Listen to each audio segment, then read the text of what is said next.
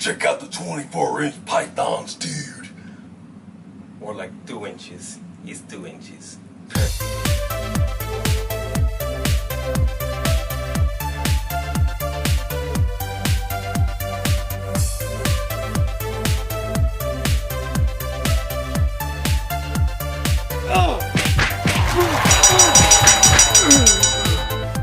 Welcome everyone to another A and B Combos Wrestling Edition. With me always. What's going on here? Well, you know, it seems like everybody is like reinventing themselves and coming up with new looks. So, what do you think? Well, this is great because you look just like my partner for the 24/7, 48/7, 7-Eleven European Championship television title. Do it, Truth, do it. That was a bad R-Truth, but regardless of all that, let's get right into it. So, we're coming off of SummerSlam. Yes. As you know, we brought you live in living color. Our watch party from SummerSlam at Dave & Buster's had a really great time. So much fun, so much fun. If you haven't checked out that video, make sure to check it out. But let's get into Raw. Okay, so post-Raw reactions right after SummerSlam. I want to start off by just addressing Samoa Joe, who I'm going to call Both Show Joe. You like that? What are they doing with, like, they have him go against Sami Zayn for no real reason. He overheard Sami Zayn say something, blah blah blah. They fought, but I doubt anything is going to come of that. Zayn, I don't know when the last time he actually won a match was. Has he ever won a match? I think he did when he first started in WWE, but that was quite some time ago. Honestly, this was a total squash match.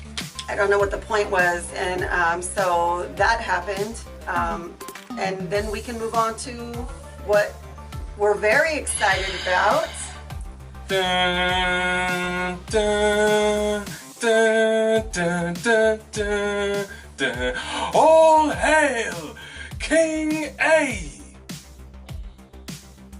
All right.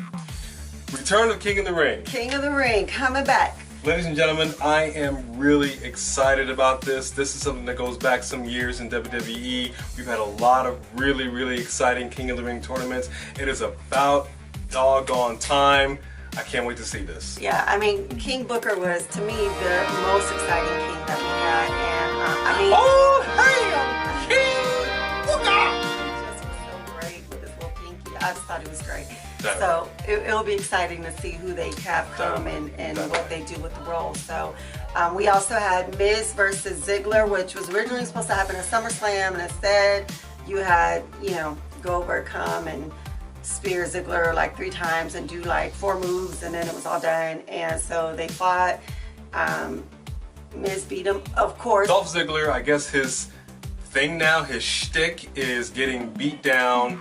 Then his opponent walking up the apron, he grabs a mic, trash talks, opponent comes back, another beat down, and then that's pretty much that. But speaking of trash talking, the man decided to pull the mic from good old Chuck, as she called it, Charlie Caruso, to do some trash talking of her own. And so Natty came out with her arm in a sling because, again, after SummerSlam, she was in the Disarmor. Really dangerous move, the Disarmor. And according to Natty, dislocated her elbow, I think is what she said. So she was gonna be taking some time, don't know when, But then, the boss, Sasha Banks, came out there and was like, BAM! I'm a heel, and I'm gonna kick your butt. And then Becky Lynch came out the back like, what? And then she was like, I'll kick your butt too. Bam! Bam! Chair shot. Bam! Beat the living heck out of both of them. And showed us what a female heel can, should, and does look like. In blue. Let's keep that in mind. Okay, so she beat the living hell out of Natalia. The man wants to come out there, show how tough she is, and she got beat down something awful with some chair shots that I have been waiting to see the female wrestlers do is get in some chair shots, do some more kendo. I want to see bruises, blood. I want to see you get extreme. And that's exactly what Sasha did. And then Becky Lynch tweeted today. Yeah. You might have seen there was a different angle that wasn't shown on WWE television, but during one of those chair shots, unfortunately for Becky Lynch, she caught one of those to the back of the head, square on the back of the head. And as anybody knows, that crap hurts. So she was not happy about it, and there's a term that's used in professional wrestling. If you kind of mess something up, do something you shouldn't do, and hurt your in-ring opponent, it's called a receipt. For anybody that saw the Page movie, it's a receipt, and she did a hashtag receipts coming. So I think that kicked up a notch. Sasha Banks is the new Blue Meanie. I don't know if you remember that, but I'm excited. That's I'm what she excited. is. She's I the like Blue it. It's what we needed in the women's division for sure. But let me tell you what we don't need in the men's division is Rey Mysterio losing week in and week out. Now, Andrade, hey, I'm all about tranquilo, okay? She knows that. Yeah. But Rey Mysterio is also 619. That's my boy. He deserves better. I don't know where WWE is going with this, but he lost 2 falls in a row. If you're using Rey to pass the torch on to Andrade and to build up Andrade, the thing is you've had Rey losing to everybody ever since he's come back and getting beat up left and right. So it would have had more weight had Rey came back and showed his strength. But because since Rey's return, he's done nothing but got beat down left and right, I just don't understand. And then he gets this little interview backstage and he's just saying, my family, my family. I don't know what that means. What are they doing with him? I'm a little in the dark about that. It didn't make me feel good. Hated it! Drew then fought Cedric Alexander, and as A pointed out to me before, it's not that Cedric Alexander is not a good fighter. He is a good fighter. He's very skilled. Drew is in a completely different weight class, and that is why we had a cruiserweight division. Now, I understand that the cruiserweight division did not do what they hoped that it would do, and it did not take off. But then once again, when you mix somebody of Drew's size with somebody of Cedric Alexander's size, you know, you're going to see ultimately destruction, which is what you did. Drew basically like kicked his head off. Well, Cedric Alexander cannot be stomping with the big dogs. We had the 24/7 title change hands a few times again. In this episode, you had them interrupt the house party, the Lucha house party. I'm a Lucha fan, but the Lucha house party aren't really doing it for me. And who's doing it even less? The Revival. The Revival.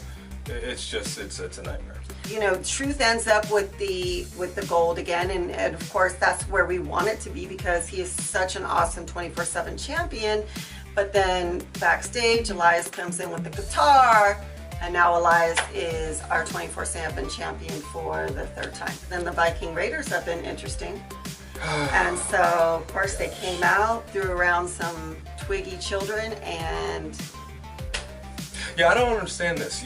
You followed up one of the biggest beatdowns I've seen in quite some time in WWE, period, but especially in the women's division, with the Viking Raiders. What are you thinking? Look, guys, whoever's watching this, somebody talk to Vince McMahon, somebody talk to Triple H. The Viking Raiders suck. Okay? They suck. Ugh. And it doesn't matter how much you're trying to push us to like them. I don't. We don't. And you're not going to get us to do it by them fighting, like she said, a couple of 75-pound soaking wet kids. And since he's already on a roll, I'm going to let him roll right into the Kabuki Warriors, which makes him just as upset. Oh my gosh, the Kabuki Warriors. Look, I love Asuka, and she knows I am a huge fan of Kairi Sane. But here's the situation. Again, don't know what the deal is with the WWE. NXT, they are taking ass and kicking names. And I don't... Taking names. Well, it doesn't really matter. Because the point is, they're taking stuff. They're taking... Their ass backwards. Their ass backwards. That's what I meant. Their ass backwards. The whole thing is ass backwards. Okay? The superstars on NXT, they're tough. They have nothing to lose. They have something to prove. I don't know what it is. As soon as they come from NXT onto the main roster, somebody says, okay, let's dial you back. Let's dumb you down a little bit. The Kabuki Warriors have been watered down like I don't know what. Asuka was an undefeated champion. Undefeated. Just like Goldberg. Comes over here, and it's one thing to lose to Charlotte. Because again, I understand what they're trying to do with Charlotte. And that was no easy win. No easy win. But now she's just losing. And to Alexa Bliss and Nikki Cross, come on, man. Of all people. You know what, as a matter of fact, roll the clip of Alexa Bliss beating her own arm, okay? Because this is what's happening right now. Jaw and face! Jaw and face! You have two of the people holding the women's tag titles and going against the Kabuki Warriors, who we know far and beyond are way better than them as far as their in-ring technician is concerned. So,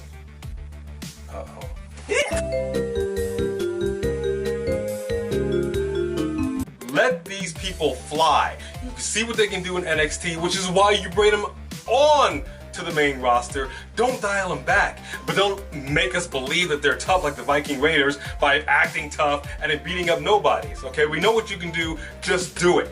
And then Seth and AJ Styles were gonna go head to head because AJ Styles wants to prove he's a better champion, blah, blah, blah. But as usual, before you even get that far, they have the interference from the club, and then Ricochet comes out, and because I guess he wasn't done with his feud with them, so I don't know why he bothered fighting Elias, but anyway, and then so they were outnumbered, and then Braun Strowman of all people comes out, and they got these hands, because it's Braun, and gave the championship back to Seth, like, I'm your friend.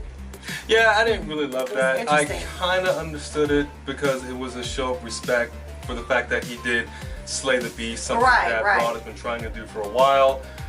I'll take it as that. I'll let that one slide, but let's not let that happen again. Okay, and now on a SmackDown. KO came out to the ring. He's talking about his victory, how he was able to overcome. He's still there, and then reappears the best in the world, Shane McMahon, which you kind of thought that it was finally going to be done, or maybe you were just hoping it'd finally be done at SummerSlam, but then you realize that it's not done, and then he finds him $100,000, and Kevin Owens almost cries in the ring and starts talking about his children. And you just feel bad for him, like... I don't really feel bad for him. Look, he got fined $100,000 for putting his hand on the referee, who just happened to be... First of all, he wasn't a referee, he was an enforcer. I don't know what the hell he was enforcing, it wasn't the rules.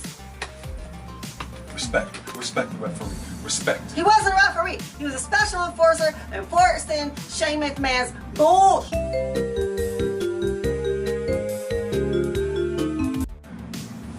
Bottom line is, he was upset.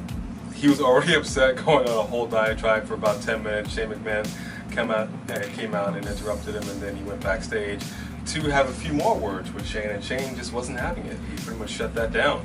Yeah, I mean, the bottom line is he's the owner, he's the boss, and you gotta remember that. You wanna do your pipe bomb, but blew up in your face. So that was what it was, and then we went on to Charlotte and Ember Moon. Now, we know that Charlotte came out victorious at SummerSlam. Ember Moon did not come out victorious at SummerSlam. So I guess I was hoping that they would give Ember Moon this victory because they're pushing Charlotte. Charlotte's doing her thing, but Ember Moon is an amazing wrestler. And it's bad enough she lost to Bayley. I already know how you feel about that. But you really can't. Why do you keep bringing her out? I mean, you're bringing her out to showcase her, but then you're not showcasing her because she's losing when she is completely capable of winning to both of these people.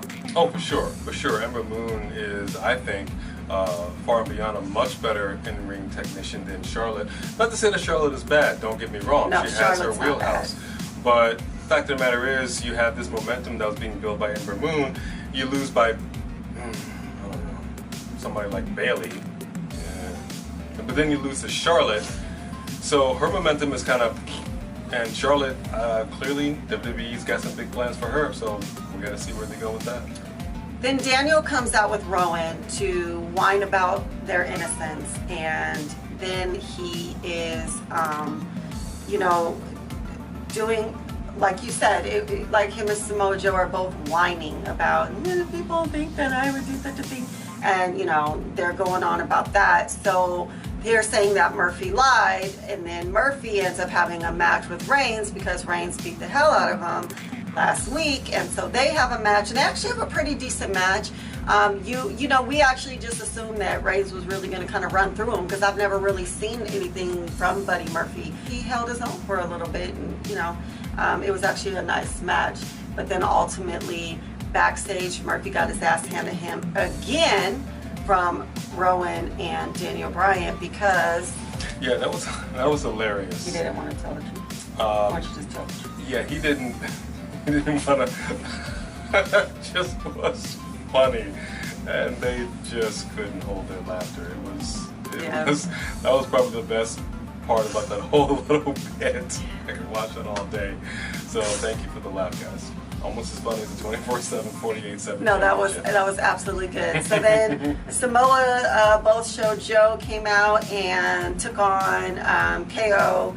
KO was actually hanging with Samoa Joe, but then the guest enforcer came back in. He interfered. Then he did the count at the speed of light, and that was KO's loss. Kevin Owens, what he said a few weeks ago was absolutely correct. That the whole McMahon clan came out and said, you know what? No more authority, no more managers. So we're going to give it back to the people. Yeah, Shane is still there. Shane is still present. But I just think it wasn't, I don't know, I didn't feel like it was a bad show overall. It wasn't great. Yeah, it still isn't competing with Raw. You know, it is what it is. Yeah, it's the stepchild for sure. And then last but not least, Stepchild.